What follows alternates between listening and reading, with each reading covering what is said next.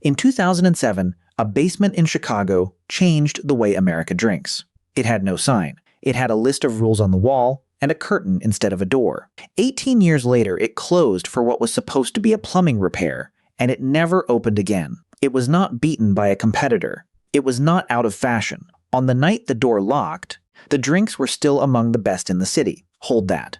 We will come back to it. Okay, so you want to open a cocktail bar. You picture low light, a marble counter, a bartender who knows your name, and a drink that costs about $3 to build and sells for $16. On paper, it looks easy. People pay to sit in the room. They pay again for the drink. They pay a little more for the one with the clear ice and the burnt orange peel. And they pay the most for the one that takes the longest to make. Look only at the gap between what goes into the glass and what comes out of the till, and this is the easiest good business in hospitality. The problem is that the gap is not where the money is decided. A beer takes 20 seconds. That drink with the clear ice and the burnt orange peel takes 3 minutes. Same bartender, same hour, same rent. $7.20 is $21 a minute. $16 in 3 minutes is a little over $5. The drink you are proudest of earns less per minute than the beer you almost left off the menu. That is what makes this business so strange. It looks like a bar with better recipes. It is not. It behaves more like a small workshop that has to sell everything it makes before closing time, using hands that cannot move any faster than they already do. Every serious cocktail bar is quietly running a race between how well a drink can be made and how many can be made at all. Most owners find out which side wins somewhere in the second year. The thing they were proudest of turns out to be the thing holding the number down. So let us start with the first question. What are you actually selling when you sell a $16 drink? Most people think they are opening a bar with a better list. That is not what this is.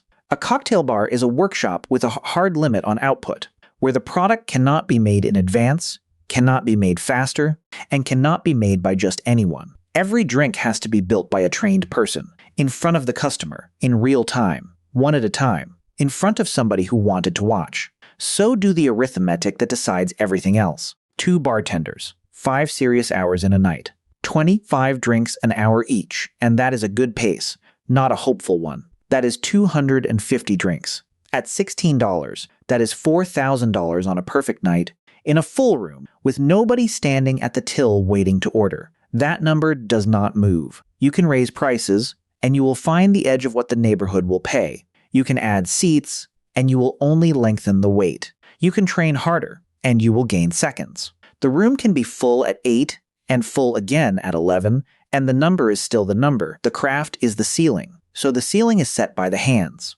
which means the first real problem in this business is not money. It is people. You cannot buy a cocktail bartender. You can buy a bar bartender in about a week. Someone who can pour a beer, pull a wine, and build a rum and Coke is useful on a Friday after 2 shifts. A cocktail bartender is a different purchase entirely. They need perhaps 60 specifications by heart, in order, under pressure, while talking to a stranger.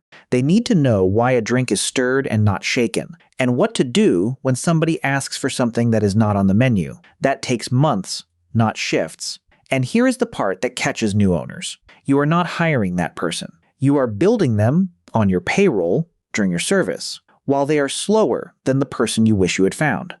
Put a number on that. 3 months to real competence at around 30 hours a week is roughly 360 hours of paid time before that person moves at the speed the job needs. At even $18 an hour, that is over $6,000 spent teaching one pair of hands.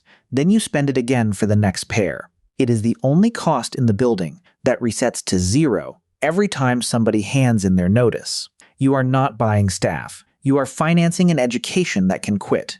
Then there is prep, which sounds like a kitchen detail until you see what it does to a wage bill. A cocktail bar opens hours before it opens. Syrups have to be cooked. Citrus has to be juiced the same day because yesterday's juice tastes like yesterday. Infusions have to be started days earlier. Ice has to be cut.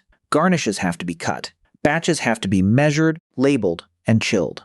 None of that happens in front of a customer. None of it appears on the menu.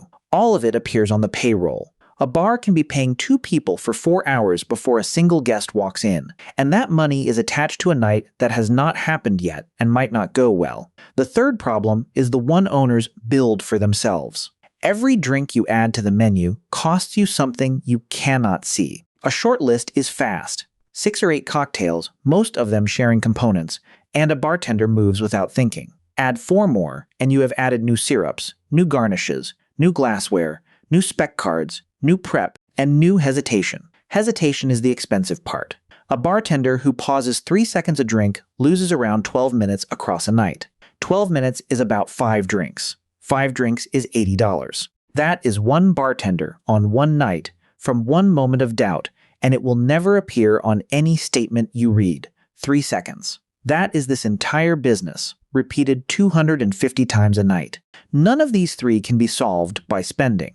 That is what makes them different from every other problem in hospitality. You can outspend a weak location. You can outspend a bad build. You can outspend a slow start. You cannot outspend the speed of a trained pair of hands. So before the doors open, you are already carrying 3 costs that do not look like costs. Training you paid for. Prep nobody ordered. Hesitation nobody noticed. Now look at how the money actually comes in. The first stream is the cocktail, and we have already met its limit. 250 drinks, $4,000. A night where nothing goes wrong. Almost everything else in this business exists to get around that number. The second stream is everything that is not a cocktail, and this is the quiet engine underneath every craft bar that survives. A beer takes 20 seconds. A glass of wine takes 15. A spirit and soda takes about 10. None of those drinks make a bar famous.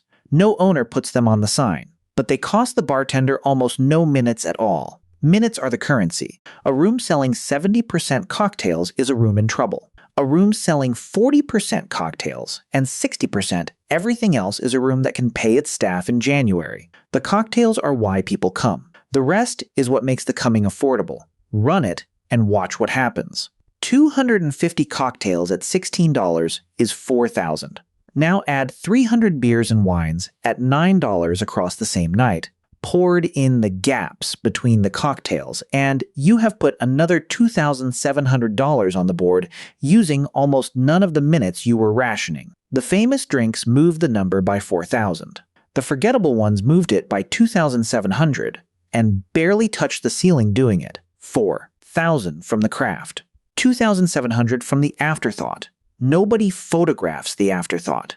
The third stream is time you were already paying for. The bar is staffed from 4. It gets busy at 9. Those 5 hours are the cheapest hours you will ever own because the labor is already bought and sitting there. An early menu, a small food offer, a low-key aperitivo hour that is a different product rather than a discount. All of it exists to put revenue onto hours that were going to cost money regardless. There is a fourth layer, and it is the one that separates bars that last from bars that simply happen. Reputation becomes a product of its own. Once a room is known, other people start paying for access to it. Brands pay for launches and takeovers. Companies pay for private buyouts. Festivals pay for pop-ups. Spirits producers pay for your bartender to travel and represent them. Younger bars pay for consulting on their own programs. Publishers pay for the book. And none of that money is capped at 250 drinks, because none of it is made one drink at a time. That is the real shape of this business, and it is worth saying plainly. Every dependable way to make money in a cocktail bar is a way of earning without the hands. The beer earns without the hands. The early hours earn without the hands. The buyout earns without the hands. The consulting and the brand work and the book all earn without the hands. The only thing that cannot earn without the hands is the thing the bar is named for, so the upside is real, and almost all of it lives outside the glass, which leaves one thing unexamined. Not what the craft earns, what the craft costs every night, whether the room is full or not. So now the costs. Not the ones you budgeted for, the ones that arrive every night and never get any smaller. Start with wages, because here wages are not a line on a spreadsheet. They are the whole argument.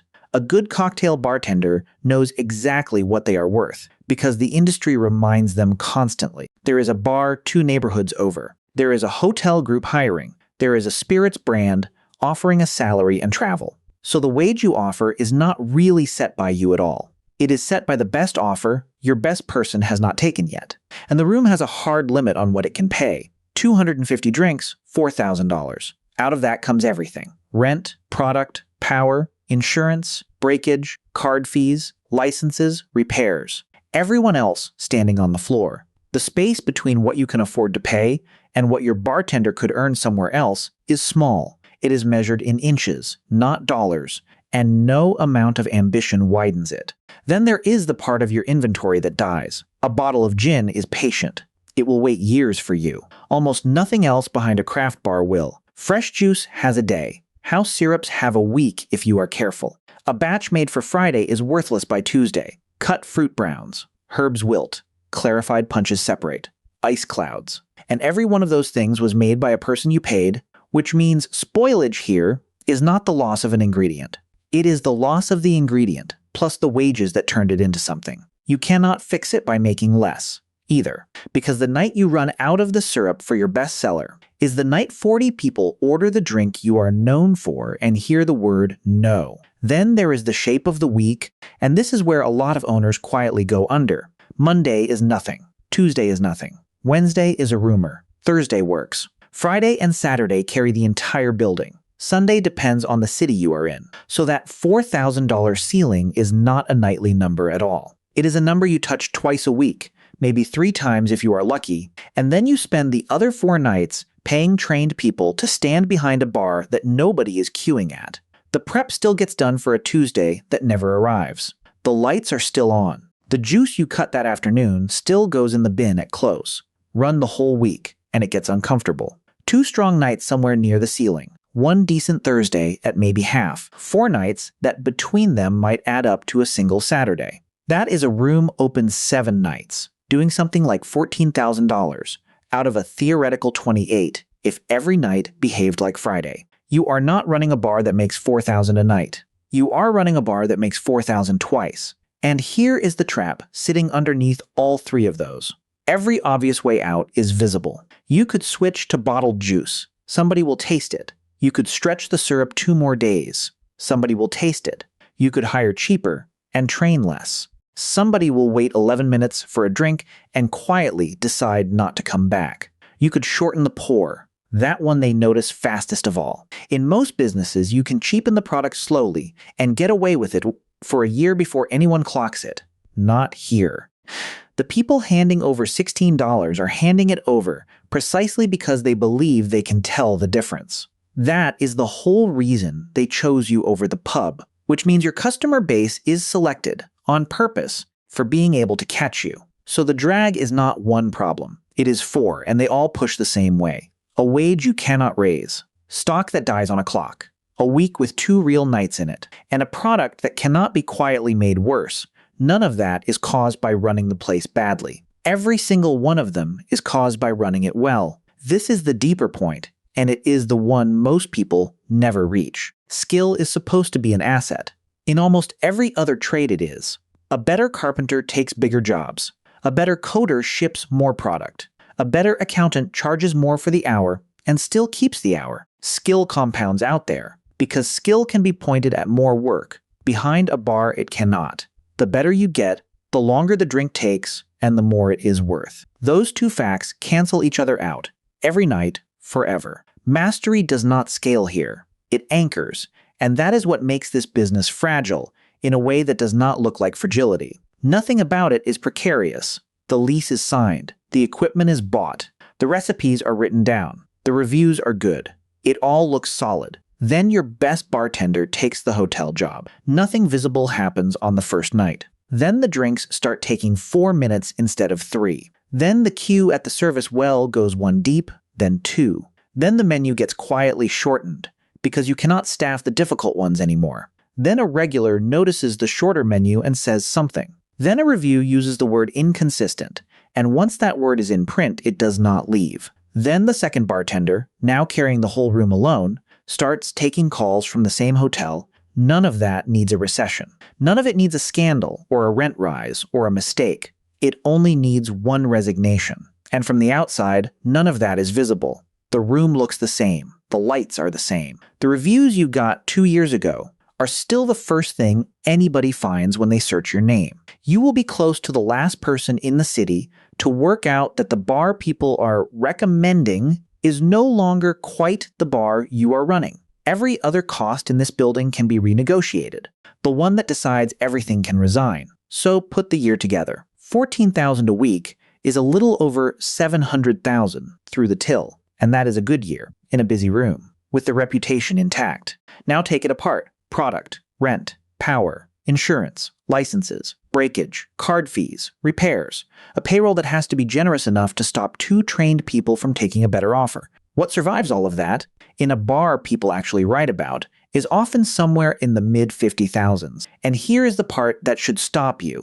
That is not the result of a bad year. That is the result of the best year the room is physically able to have. 250 drinks, twice a week. That was always the top. So the industry found a way out, and it is the most uncomfortable thing in this story. Batch and draft. You make the cocktail in volume during the day, dilute it correctly, carbonate it if it needs it, put it in a keg, and pour it from a tap. 3 minutes becomes 8 seconds. 250 drinks becomes a number that no longer matters. The ceiling comes off. Hold that against your own arithmetic. 2 bartenders pouring drafts at 8 seconds a drink can clear what used to take them 5 hours in about half an hour of actual pouring. Your $4,000 night stops being a ceiling and turns into an ordinary Tuesday. Nothing about the recipe changed.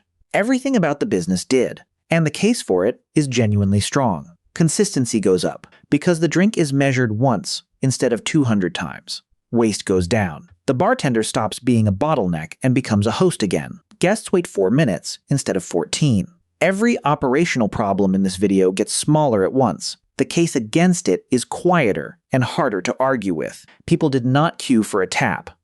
The thing they came to watch was a person deciding in front of them how much of something to use. Take that away, and the drink can be identical, while the reason for the room is not.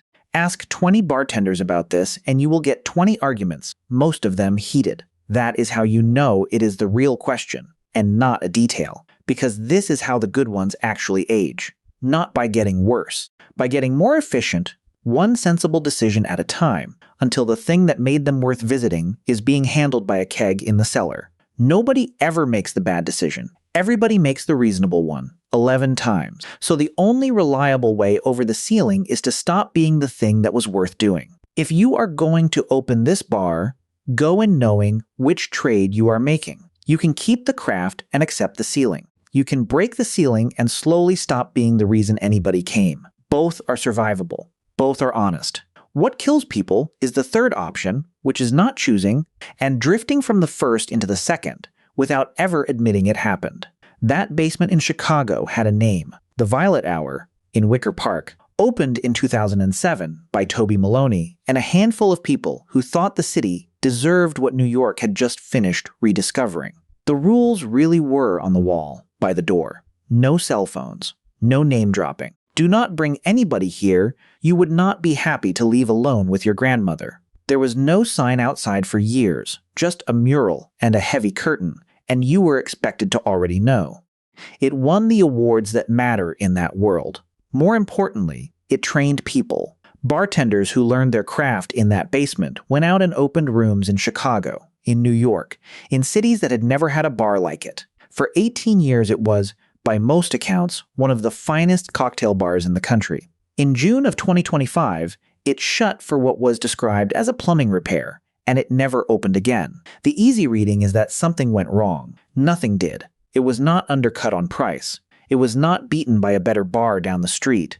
It did not lose its reviews, its awards, or its reputation. On its final night, it was still one of the best rooms in America. It closed because 18 years of making an expensive thing by hand, in a building that kept getting older, with staff who kept getting better, and therefore kept getting more expensive, eventually stops adding up. That is not a failure. That is the ceiling arriving on schedule. And it is not one bar. The Varnish, hidden behind a sandwich counter in downtown Los Angeles, ran about 15 years and ended the same way. Not defeated. Finished. Once you can see the shape, you start seeing it everywhere, and it is always the same shape. A room opens with 1 or 2 extraordinary people inside it.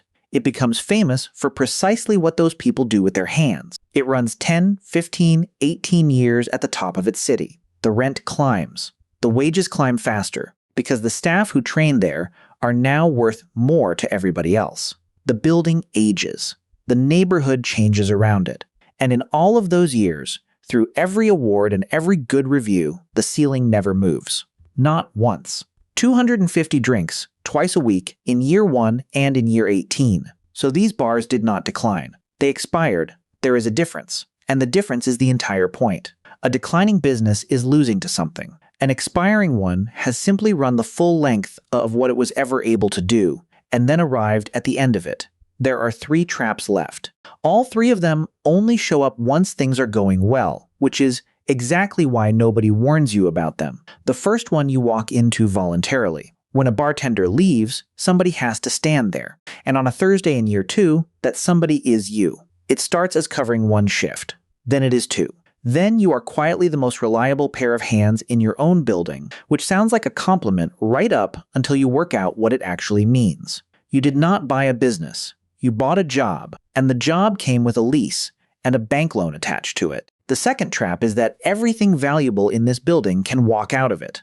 The recipes copy perfectly. The room copies perfectly. The hands do not copy at all. And the hands have legs. Your competitor cannot take your lease, your fit out, your lighting, or your location. They can offer your bartender $4 an hour more and a Sunday off, and carry the actual asset out through your own front door on a wet Tuesday afternoon. Nothing you own in this building can leave. Everything that matters can. The third trap is the cruelest, because it only arrives when you are winning. Reputation in this industry does not attach to buildings. It attaches to people. When a critic writes about your bar, they name your bartender. When a magazine runs a list, your bartender is on it.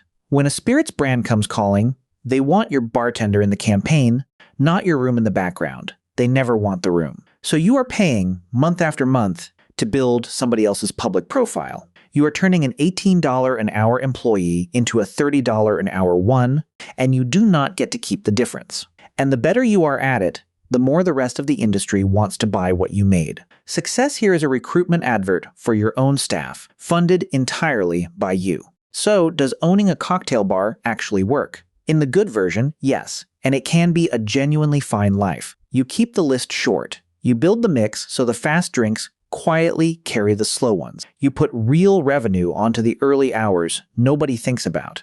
You train people knowing that some of them will leave, and you treat the ones who stay closer to partners than staff. You take the buyouts, the brand work, the consulting, the teaching. That is, the money the ceiling cannot touch. You accept the limit instead of fighting it.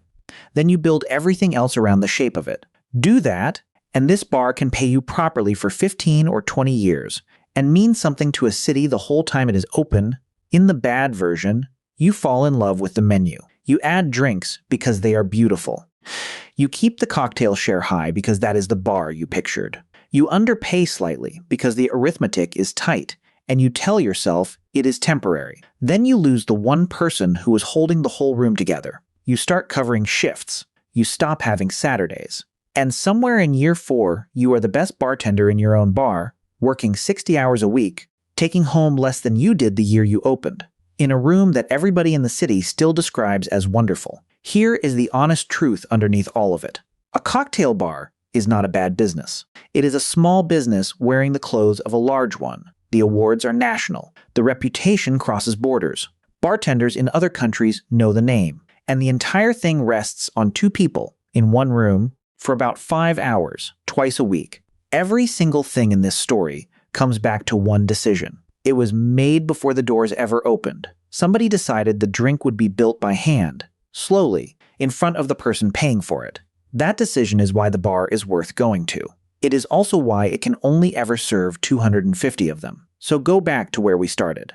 The low light, the marble counter, the bartender who knows your name, the clear ice and the burnt orange peel, and the 3 minutes it takes to get all of that into a glass. That is the product. That is also the limit. They were never 2 different things. The craft is not what the ceiling is holding down. The craft is the ceiling, and it was poured into the floor on the night the first drink was made by hand, on purpose, slowly, in front of somebody who wanted to watch. Next time, The exact opposite problem. A business where nobody watches, nobody learns your name, and nothing in it is worth doing slowly. Where the whole thing is decided by how many you can push through in an hour, and the craft is not the ceiling, because there is no craft in it at all.